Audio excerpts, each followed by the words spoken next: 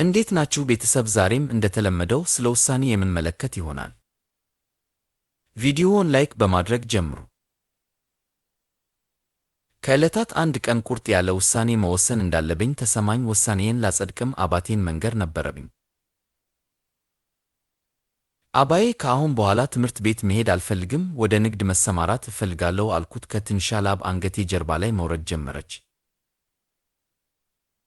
ከተናገርኩ በኋላ ግን በጣም ፈራሁ። እሱ ሊጮህብኝና የትርፍ ጊዜ ማሳለፊያ ሊሆን ይችላል እንጂ እውነተኛ ሥራ ሊሆን አይችልም የሚሉ ሌሎች ነገሮችን ይናገራል ብዬ አስቤ ነበር።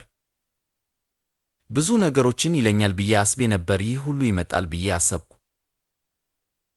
አባቴም ከ3 ደቂቃ ገደማ ዝምታ በኋላ ከእንዲህ አለኝ፣ በእርግጥ ማድረግ የምትፈልገው ይሄ መሆኑን እርግጠኛ ነህ? አለኝ። አዎ አባዬ ስለው፣ በግማሽ ልብ አትስራው አለኝ። ወደምትሄድበት ቦታ የተወሰነ ጉልበት አምጣ፣ ሄደህ አድርገው። ልታደርገው ከሆነ አድርገው፣ ማድረግ የምትችለውን አድርግ አለኝ። ማድረግ ካልቻልክ ማድረግ እችላለሁ አትበል።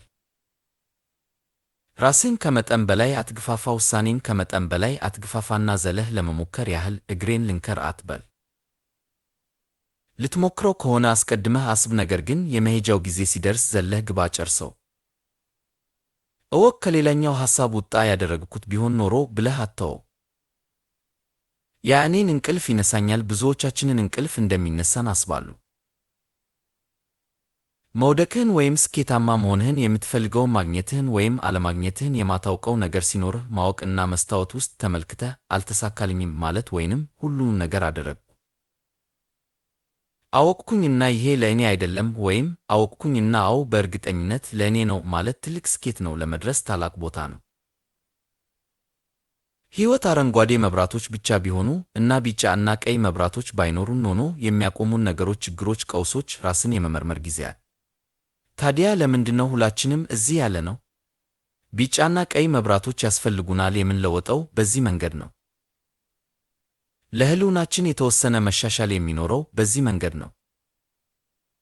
ለዕድሜና ለእርጅና የተወሰነ ክብር የምንሰጠው በዚህ መንገድ ነው። ዛሬ ከ20 ዓመታት በፊት ከነበርነው ሰው ጋር አንድ አይነት ሰው ከሆንን ታዲያ ምን እየሰራን ነው? በሆነ ነገር ቢሆን ለ15 ዓመቱ ራሴ ሂድና ብዙ ጊዜ ተሳሳት እላለሁ። በሆነ ነገር ቢሆን እላችኋለሁ፣ ሂዱና ብዙ ጊዜ ተሳሳቱ። ሌሎች ሰዎችን እርሷቸው። በጎን ያሉት ሰዎች አውራ ጣት ወደ ታች እያሳዩ ወይም እየተሳለቁ ያሉት ምክንያት ኖሯቸው ነው። በጎን ያሉት ጥረህ ሰርተህ ይገርምሃል፣ በእኛ ቤት ውስጥ እንቅልፍ አጣት ነበር። ሐጫፍ አባቴ አንዴ ብቻ ነው ተኝቶ ያየሁት። የቀን ብርሃን ከሆነ ቤት ውስጥ መሆን አትችልም ነበር። የጠንካራ ነፃነት ስሜት። እናቴ ሁል ጊዜ እኮ ራስህ ወጥተህ በዓለም ላይ ማድረግ ስትችል ሰው ሲያደርግ ለምን ትመለከታለህ? ትላለች። ያንን ነገር አጥፋና ውጣ እኮ ውጪ መሆን ነበረብህ። ወደ ዓለም ውጣ፣ ጥረህ ሥራ። አውቀው ሁላችንም ከሕይወታችን የበለጠ እንፈልጋለን አይደል? ከግንኙነቶቻችን የበለጠ፣ ከሥራችን የበለጠ፣ ከራሳችን የበለጠ። እንግዲህ ልብ በሉ፣ የምንደራደርበት ጊዜ ነው አይደል? እኛ ማን እንደሆንን እርስ በርሳችን እንዴት እንደምንተያይ፣ መድረስ ወደምንፈልግበት እና ወደ መሄድ ወደምንገባበት እንዴት እንደምንደርስ እንደገና የምንሰራበት ጊዜ ነው። ካለፈው ዘመናችን ማስቀመጥ የሚገባንንና ወደፊት መውሰድ የሚገባንን የምንመልስበት ጊዜ ነው። ወደፊት ያለው የሕይወት ምስጢር ወደ ኋላ ስንመለከት ሳይንሱ ነው። ወደ ኋላ ስትመለከት ሁሉንም ነጥብ ልናገናኘው እንችላለን። እዚህ ጠረጴዛ ላይ እንዴት እንደደረስን ሂሳባዊ ሳይንሳዊ ነው። ለዛሬ ከሰዓት ዕቅድ አለን፣ ግን ምን እንደሚፈጠር እርግጠኛ አይደለን። ነገር ግን ወደ ኋላ የሚታየው ነገር ሁሉ ተመልሰን ስንመለከተው ሁሉም የተገናኘ ነው። እና ይሄ መጨረሻው ነው ብዬ አስቤ ነበር የሚሉ ብዙ ነገሮች አሉ። ደህና መጨረሻው ነበር፣ ግን የዚህ ነገር መጀመሪያ ነበር። ወይም ያንን ቀይ መብራት አጋጠመኝ፣ ግን ወይኔ ወደ ኋላ ስትመለከት ሁሉም ሳይንስ ነው። በጣም ጥሩ አባባል አለ። ብዙ ሰዎች እንዴት ረጅም ጊዜ መኖር እንዳለባቸው እንጂ እንዴት በተሻለ መኖር እንዳለባቸው አያሳስባቸውም ትላለህ። አዎ፣ ብዛት ትርፍ የሌለው ስኬት። ኦህ ምን ያህል የበለጠ ማግኘት እችላለሁ? እኔ እደግፈዋለሁ። ዕድሜ ማራዘምን እደግፈዋለሁ። ነገር ግን እሱን ለማግኘት በሚደረገው ጥረት በመንገዳችን ላይ የሕይወትን ጥራት እየለካን ነው። አንዳንዶች አይደሉም። እኔ በግሌ ከፍተኛው ቁጥር እንዲኖረኝ አልፈልግም፣ ከዚያ ግን አልተደሰትኩበትም ወይም አልተመቸኝም ወይም አስጠልቷል ማለት አልፈልግም። ሁሉም ሰው ለማስታወስ እየሞከርኩ ነው። ልክ እንደ ንግድ ሥራ ትርፍ የሌለው ስኬት ስል ብዙ ሰዎች ስኬታማ ይሆናሉ። ብዙ ገንዘብ፣ ብዙ መጫወቻዎች ካለ ስኬታማ ነህ፣ ግን ትርፍ አላገኙም። ከስኬታቸው ጋር ትርፍ እያገኙ አይደለም። ትርፍ ብዛትን በጥራት ይለካልክ። ስለዚህ እውነተኛ ስኬት ትርፍ ሲኖርህ ነው እያልኩ ነው። ታላቅ የዕድሜ ዘመን ማለት በእነዚያ ጥራት ባላቸው ዓመታት በዚህ ሕይወት ውስጥ የቀረህን ጥራት ያለው ጊዜ መጠቀም ነው። ብዙ ሰዎች ስለ ስኬት ዋጋ ምን እንዲያውቁ ትመኛለህ? ደህና ስኬት በጊዜ ሂደት የተለያዩ ፍቺዎችን ወስዷል። በቀድሞ ጊዜ እና አሁን ደግሞ ታውቃለህ፣ ገንዘብ፣ ዝና ያ የስኬት ትርጉም ነው። ስለዚህ እስከ አንድ ደረጃ ድረስ ሁልጊዜም እንደዚያ ሆኖ ቆይቷል። ብዙ ያለው ሰው የበለጠ ስኬታማ ነው። ብዙ መዳረሻ ያለው፣ ብዙ ገንዘብ ያለው አንተ አሸናፊ ነህ። ወደ ቀይ መብራት የሚደረግ ሩጫ ነው እያልኩ አይደለም፣ ነገር ግን ያንን ግብህ አድርጎ የመውሰድ አራተኛው ሩብ ላይ የጥራት ሕይወት ጥቅሞች እየቀነሱ ነው እያልኩ ነው። ዶላርን እያሳደዱ ስኬታማ ለመሆን እና ብዙ ገንዘብ በማግኘታቸው ተፈላጊ ለመሆን የፈለጉ ብዙ ሀብታም ሰዎችን አግኝቻለሁ። የመጨረሻዎቹ 15-20 እንዲያውም ወጣት ዓመታቸው ግራ ተጋብተው ምንም ግንኙነት ሳይኖራቸው ዓላማ ሳይኖራቸው ዶላርን እያሳደዱ ኖረዋል። አደረጉት። ጥሩ ነበሩና አሳኩት፣ ግን የሚያደርጉትን አልተሰማቸውም።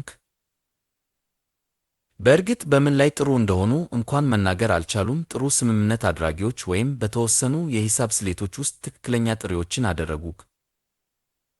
ትራምፕ ለመጀመሪያ ጊዜ ሲመረጡ ያልተገረምኩት ለዚህ ነው። ዝና ገንዘብን ይፈጥራል። ምዕራብ ውስጥ በየቀኑ እንደዚህ ነው ስኬታማ የምትሆነው ብለን የሚሸጠው ይህንን ነው። አሜሪካ ነች፣ አሜሪካ ነች። ብዙ ማትደነቅ፣ ይልቅ ተሳተፍ፣ ተሳተፍ። አዎች ምን ማለቴ ነበርና ከየት መጣ? በምስጋና ላይ በጥብቅ አደግን። እኔ በጣም አመስጋኝ ሰው ነኝና አመስጋኝ መሆንና ምስጋና ማሳደር በጣም አስፈላጊ ነው። ግን እዚያ ማቆም አትችልም፣ ምክንያቱም በጣም ብዙ እዚህ በመሆኔ በጣም ደስ ብሎኛል የሚልክ እዚህ በመሆንህ በጣም ተደናግጠሃልክ።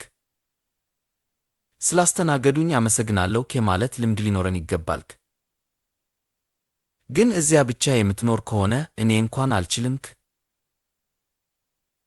እኛ የምናደርገው ሁሉ ላይ አሁን ያለንና የተሳተፍን መሆንና ልንፈልገው በሚገባ ማድረግ አንችልምክ። እዚህ እንድሆን ስለፈቀድክልኝ አመሰግናለሁ እና እኔ እዚህ መሆን አለብኝ።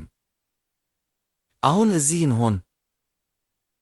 እኔ እንኳን ካንተ ጋር የምነጋገር ከሆነ እዚህ መጥቼ በጣም ደስ ብሎኛል የምል ከሆነ እዚህ በመሆኔ ብቻ ደስተኛ ሆደ ከዛ በላይ ካልሄድኩክ ይህ ውይይት ሊኖረን አይችልምክ። እዚያ አልደርስምክ። እዚህ በትክክል ለመቀመጥ በቂ መሬት ላይ መቆም አልችልምክ። እንደዚህ ሆናለሁክ። ሐሳቦችን አስቀድሜ ገምታለሁክ። ቆንጆውን ነገር ብቻ እንጂ አስቀያሚውን ነገር ያልሆነ ነገር እላለሁክ። ወይም እኔ መሆን አልፈልግምክ። ስለዚህ መሳተፍ የበለጠ ሐቀኛና የበለጠ ድፍረት እንድኖረኝ አስችሎኛልክ። ስንሳተፍ ልናደርገው በተዘጋጀንበት መንገድ እንድንሰራ በተዘጋጀነው ላይ የበለጠ ሐቀኛና የበለጠ ድፍረት ይኖረናልክ። ስለ ፍቅርስ ሁልጊዜ እንደተወደድን እናውቅ ነበርክ። እርስ በእርስ መዋደድ፣ እናትና አባትን መውደድ፣ በእናትና በአባት መወደድ፣ እናት ደግሞ ሁልጊዜ ራስን እየወደድክ መሆኑን ማረጋገጥ ነበርክ። መለያየትን አስታውሳለሁክ። ልብ የተሰበረ እንድናዝን ትፈቅድልን ነበርክ። ታላቅ አድማጭ ነበረችው። ለዚያም በጣም ስሜታዊ አድማጭ ነችክ። የልብ ስብራትን ህመም ትጋራ ነበር፣ ግን ለአንድ ቀን ብቻክ። ማልቀስ አቁም፣ ራስን ቀና አድርግ። ናና ጓደኛዬ፣ እንችላለን። በጨዋ ሰውና በጥሩ ሰው መካከል ያለው ልዩነት ምንድን ነው? ጨዋ ሰው ይስማማልክ። አዎ አድርገው። አዎ አደርጋለሁ። በግድ መለያየት ወይም ውሳኔ አይኖራቸውም። ለማን ወይም ለምን እንደሚቆሙ እርግጠኛ አይደሉም። እንደ አዎ አዎ አዎ ነው። እርግጥ ነው። አዎ። ጥሩ ሰው የሚቆምላቸውና የሚቃወማቸው ሐሳቦች አሉት። እና ሲሞከሩክ ጥሩ ሰው ጨዋ ሰው አይደለም። እሁድ ራሴን ይቅር እያልኩኝ ከዛ ሰኞ እስከ ዓርብ ድረስ ያንኑ ደግሜ መስራት አልፈለግኩም እና ከዛ አሁን ይቅር ልባል እችላለሁ። አይ ሰውዬ አልኩክ፣ አባቴ ሆይ ይቅር በለኝ። የማደርገውን አውቃለሁ እና ማድረጌን እቀጥላለሁ። ምንም እንኳን ቢኖርህም የእግዚአብሔር ጸጋ ይቅር ይልሃል ቢልምክ፣ አዎ ያስፈልግሃልክ። ጠንካራ የጦር ትጥቅ ያስፈልገኛልክ። እጄን በመሪው ላይ ማድረግ መስታወት ውስጥ መመልከት እና በአንተ ላይ ነው ማለት ምክንያቱም በእርግጥ በአንተ ላይ ነው። ደስታ ለውጤት የሚሰጥ ስሜታዊ ምላሽ ነው። ካሸነፍኩ ደስተኛ ሆናለሁ ካልሆነ አልሆንም። ይህንን ልንይዘው የማንችለው ከሆነ እንግዲያውስ ምክንያት እና ውጤት ይህን ስጠኝ ልስጥህ ደረጃ ነው ምክንያቱም ባገኘነው ቁጥር ወዲያውኑ እናነሳዋለን። እንግዲህ ደስታ የተወሰነ ውጤት ይፈልጋል። በውጤት ላይ የተመካ ነው እና ላለው ደስታ የምትፈልገው ከሆነ ብዙውን ጊዜ ትከፋለህና አብዛኛው ጊዜ ደስተኛ አትሆንም። ደስታ ጀዋኝ ግን የተለየ ነገር ነው ሌላ ነገር ነው። ደስታ ጀዋኝ ምርጫ አይደለም ለተወሰነ ውጤት የሚሰጥ ምላሽ አይደለም። ቋሚ ነው ደስታ ጀዋኝ ምንም ይሁን ውጤቱ እንድንሰራ የተዘጋጀነውን ከመስራት የምናገኘው ስሜት ነው። አሁን በግሌ እንደ ተዋናይ ሥራውን ለአንድ የተወሰነ ግብ እንደ መሳሪያ ለማድረግ መሞከር ባቆምኩ ጊዜ በሥራዬ መደሰት እና በጥሬው የበለጠ ደስተኛ መሆን ጀመርኩ። ለምሳሌ ይህ ንግድ የተሳካ እንዲሆንልኝ ያስፈልጋልክ። የእኔ አፈጻጸም ዕውቅና እንዲያገኝልኝ ያስፈልጋልክ። የባልደረቦችን ክብር እፈልጋለሁክ። እነዚያ ሁሉ ምክንያታዊ ምኞቶች ናቸውክ። ነገር ግን እውነቱ ይህ ነው። የንግዱ ዕለታዊ አሰራር ድርጊቱን መፈጸም ራሱ ለኔ ሽልማት እንደሆነ ወዲያውኑ ከበፊቱ የበለጠ የወር ገቢ ብዙ ምስጋናዎችንና ክብርን አገኘሁ። እንግዲህ ደስታ ጀዋኝ ሁልጊዜ ሂደት ውስጥ ነው በግንባታ ላይ ነው። እንድንሰራ በተዘጋጀነው ነገር በማድረግ እና በመደሰት ውስጥ በቋሚ አቀራረብ በሕይወት እና በጤና አለክ። ብዙ ግንኙነቶች የማይሰሩት ለምን ይመስለኛል? እሶን ድንቅ ሴት እናደርጋታለን፣ እሶ ደግሞ እኛን ሌላ ሰው ታደርገናለች እና ሁለታችንም ያንን ልንወጣው አንችልም። እና ያንን የጫጉላ ሽርሽር አምከል እስከ 100 ዋት አብራርተነዋል እና የጫጉላ ሽርሽሩ አልቋል። በአንዳንድ እውነተኛ በቀላል ነገሮች ላይ ለመስራት እየሞከርን ነው። በ20 ዋት ላይ እንተወክ ብቻ ብርሃን አለን ግን ከልክ በላይ ሌላ ሰው አይደለንም። እና ብዙዎቻችን ያንን በሌላ ሰው ላይ የምንጭነው ይመስለኛል እና እነሱም ያንን ሊወጡት አይችሉም። በመጨረሻም ለእነሱ ፍትሃዊ አይሆንም። እና ከዛ እነሱም ያንኑ በእኛ ላይ ያደርጉብናል እና ሁለታችንም እየሄድን አልተሳካልኝም እንላለን። አልተሳካልኝም። ይቅር ብትለኝ እና ካመንከው በእርግጥ አዝናለሁ። እንደገና እንዳላደርገው የተቻለኝን ሁሉ አደርጋለሁ። ያንን ታምናለህ፣ ከዛም ይቅር ትለኛለህ። የመጀመሪያው ሥራ እኔ ይቅርታ ለመጠየቅ መምጣት እንዳይኖርብኝ ባህሪዬን መለወጥ ነው። አንዳንድ ጊዜ ያንን የምንስት ይመስለኛል። አንዳንድ ጊዜ ሰዎች ይቅርታ ይላሉ፣ ይቅር ተባልክ ይባላል። አሪፍ ነው። ተስተካከለ። እሺ ተመለስ። እና በድንገት እንደገና አደረግከው ትላለህ። ትንሽ ሽልማት ይኑርክ። እርምት ታደርጋለህ ብዬ አስቤ ነበርክ። የበደለኛው ሰው እርምት ማድረግ አለበት። የበደለኛው ሰው የመጀመሪያው ሥራ እንደገና በአንተ ላይ ተመሳሳይ ነገር ላለማድረግ የተቻለኝን ሁሉ አደርጋለሁ ማለት ነው። ጆርጅ ጃንኮስ እያንዳንዱ ሰው ዝቅተኛ በሆነበት ጊዜ እግዚአብሔርን ያውቃል የሚል ይመስለኛል። ሰዎች ወደ ሃይማኖት የሚመለሱበት አስተማማኝ ጊዜዎች አሉ እና ስንት ሰዎች ሕይወታቸውን ያበራሉ እና እገረማለሁ። ታውቃለህ፣ እግዚአብሔር ካለ ካቶሊክ እምነት እንደሚለው ሁሉ ሳምንቱን በሙሉ ኃጢአት ስሩ፣ ግን ከልብህ ካመንክበት እሁድ ይቅርታን ከጠየቅክ ንጹሕ ትሆናለህ። ደህና አንዳንድ ሰዎች ያንን እንደ ድጋፍ ተጠቅመው ተመልሰው ደጋጋሚ በዳይ ሲሆኑ አይቻለሁ። እዚህ ጋር ያለኝ ሐሳብ አባቴ ሆይ ይቅር በለኝ፣ የማደርገውን አውቃለሁ እና እገረማለሁ፣ ያ ተቀባይነት አለው። አባቴ ሆይ የማላደርገውን አላውቅምና ይቅር በለኝ የሚል አለ።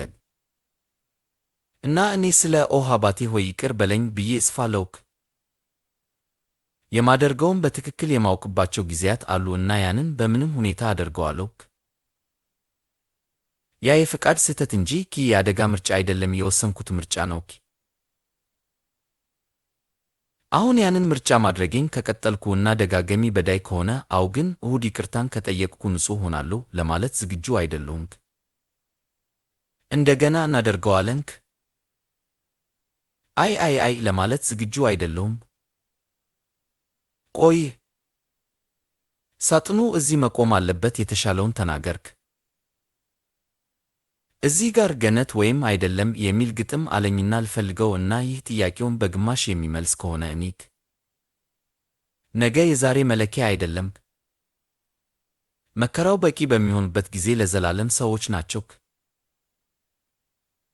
ግን እንድትቀጥል የሚያደርግህ ምንም ያህል ትንሽ ቢሆን የምትጠብቀው እና እምነት የምትጥልበትና የምታሳድደው ነገር ካገኘህ እንግዲያውስ እዚህ ያለው ሕይወትህ አሁን የተሻለ ይሆናል። ገነት ወይም አይደለም እና ሰው ለመሆን ጊዜው አሁን ነው አልኩኝ።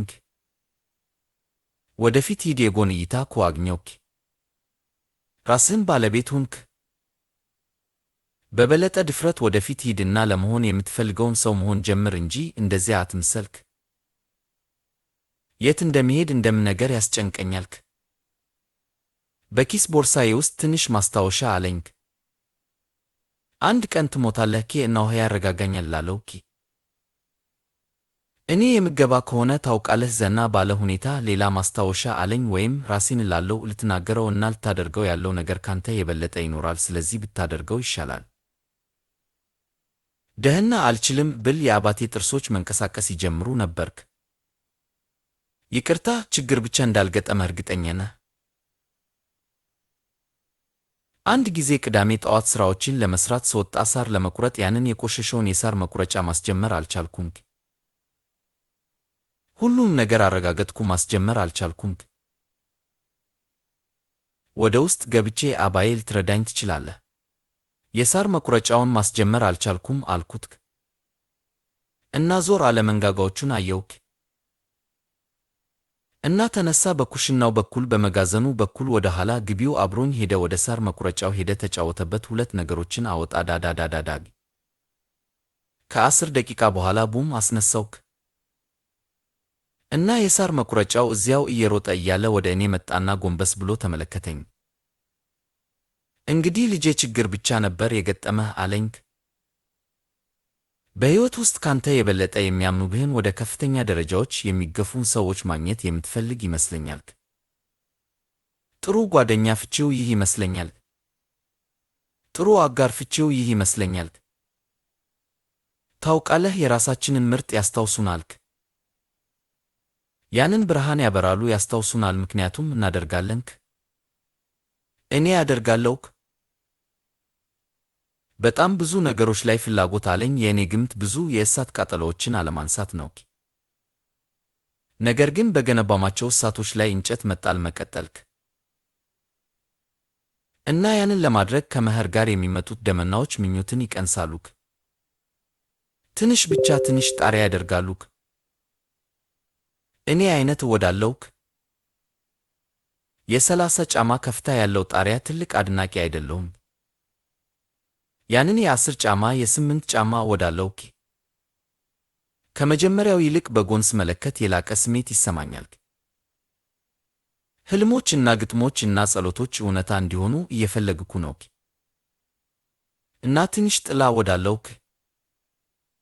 ያንን ድርጊት ያንን ሰው ለዚያ ድርጊት ይቅር ማለት አለብኝ እና እንደገና የግድ ማመን ሳይሆን ይቅር ለማለት የተቻለኝን ሁሉ ማድረግ እና ያ ጊዜ ሊወስድብኝ ይችላል። እና ክህደትን ይቅር ለማለት ብዙ ጊዜ የሚወስድብኝ ራሴን ይቅር ለማለት ይመስለኛል። ራሴን ስከዳ ይቅር ማለት ምክንያቱም በጣም በፍጥነት ይቅር ስለምንልክ አፈርን መቋቋም ከፍ እናደርጋለን፣ አፈር እናራግፋለን እና ይቅርታ እንደገና እናድርገው እንላለን። በተደጋጋሚ በዳዮች እንሆናለን ምክንያቱም ራሳችንን ለማስቀመጥ ወይም የድርጊቱን ጥፋተኝነት ለመሰማትና ትንሽ ቅጣት ለመክፈል ጊዜ ስላልወሰድን አይተን ይህን እንደገና መሰማት አልፈልግም ለማለት ራሴን እንደዚህ እንዲሰማኝ ለማድረግ ያንን ድርጊት እንደገና ማድረግ አልፈልግም። አይሆንም። እኔ አይመስለኝም። አልፈልግም። ያ ሰው በእኔ ላይ ያንን ሐዘን ወይም ቁጣ እንዲያገኝ አልፈልግም፣ ወይም ዓለም በዚህ ድርጊት ምክንያት ያንን ሐዘን እና ቁጣ እንዲያገኝ አልፈልግም። ያንን እንደገና መሰማት አልፈልግም። እና ያን ጊዜ አሁን ራሴን ይቅር እላለሁ ለማለት ትንሽ ቆም ማለት ይወስዳል። እንቀጥል እና እመኑ እና ተዘጋጁ። ከእንግዲህ ያንን እንዲያልፍ አንፈቅድም ለማለት ሥራውን ለመሥራት ዝግጁ። እሺ፣ ይህንን ጠብቅ። ያንን እንጨት በእነዚህ እሳቶች ላይ እንዲቀጥል አድርግ። ያ ዋናው ነገር ነው ሰውዬ። ያንን ካደረግክ ልታደርገው የምትችለው የተሻለ ነገር የለም። ቆይኪ ያንን ማድረግ ትችላለህ፣ ግን አሁንም መሳተፍ አለብህ። የሚኖር አባት ትሆናለህ አይደለም? ልጆች ወደ ሥራ ስትሄድ ማየት አለባቸው። ወደ ሥራ ስትሄድ አብረው መምጣት አለባቸው። አንተ እና እናታቸው ያለ እነርሱ ወደ ቦታዎች ስትሄዱ ማየት አለባቸው። በዓለም ላይ ተሳተፍ። አዳዲስ ነገሮችን ፈልግ። አዳዲስ ነገሮችን ተማርክ። አካላዊው ድንበር ወይም የአእምሮ ድንበር ቢሆን እዚያ የበለጠ አደጋ ውሰድክ። ለምን ቆይ አሁን? ስለዚህ ስኬት ቁልፉ ከሆነ ስኬት መለኪያው ከሆነ እያልን ነው። እና በመዋሸት በማጭበርበር እና በመስረቅ ማግኘት ትችላለህ እና አሁንም የወርቅ ሜዳሊያውን መሸለም ትችላለህ። ይህ ነው እየሆነ ያለው። ያ ተቀባይነት አለው ለማለት ዝግጁ ነን? እሺ፣ ልክ እንደዚህ ነው ለማለት ዝግጁ ነን? አሁን በቦታ ላይ ያሉ መሪዎች አሉን። እየተናገሩ ነው። አዎ፣ ብቻ አሸንፍ፣ ብቻ አሸንፍ፣ ብቻ ስኬታማ ሁን። አዎ፣ ደርሰሃል፣ አድርገኸዋልክ። እንኳን ደስ አለ። ወደ መስመሩ ፊት ለፊትና ታዲያ ስነ ምግባሩ ምንድን ነው? አሸናፊው የሚያደርገው ምን እንደሆነ አላውቅም። ደህና ግን ቆይ፣ ስለ ሕጎቹስ?